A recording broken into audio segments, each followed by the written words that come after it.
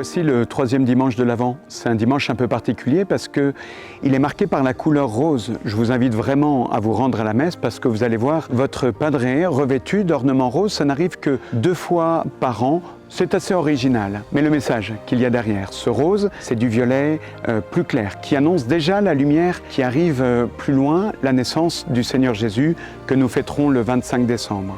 Ce rose, c'est la couleur de la joie, c'est la couleur de l'espérance, l'aube qui apparaît. C'est vraiment l'occasion pour nous de nous redire que nous sommes des porteurs de joie. Joie de savoir que le Christ nous a sauvés par sa naissance, par sa passion, par sa mort sur la croix. Alors très concrètement, qu'est-ce que ça veut dire pour nous être porteur, être missionnaire de la joie? Ça veut dire vivre rempli de cette joie intérieure malgré les difficultés, malgré les inquiétudes, malgré les craintes. Et nous savons que nous vivons dans un contexte international aujourd'hui compliqué et source d'angoisse. Très simplement, très concrètement. Et vous allez voir que c'est une situation que vous pouvez vivre là où vous êtes militaire. Autour de la machine à café, est-ce que j'échange des mauvaises nouvelles ou est-ce qu'au contraire je partage des bonnes nouvelles qui donnent le sourire, la banane à tous ceux qui sont autour de moi? Quand j'arrive dans mon bureau, est-ce que je fais un grand sourire à tous ceux qui sont autour de moi en les saluant aimablement, porteur de cette joie, porteur de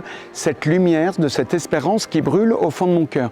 Vous voyez des choses très simples, mais qui font que le Christ se sert de moi pour apporter sa paix et son espérance au monde. Seigneur Jésus, vous qui, par votre naissance, avez donné la joie au monde, donnez-moi d'être porteur de cette joie malgré les inquiétudes, malgré les difficultés. Que ces difficultés, au contraire, m'aident à aller plus loin et à poser un véritable acte de foi, un véritable acte d'espérance et même un acte de charité par mon sourire, par mon regard lumineux, par le temps que je passe avec chacun.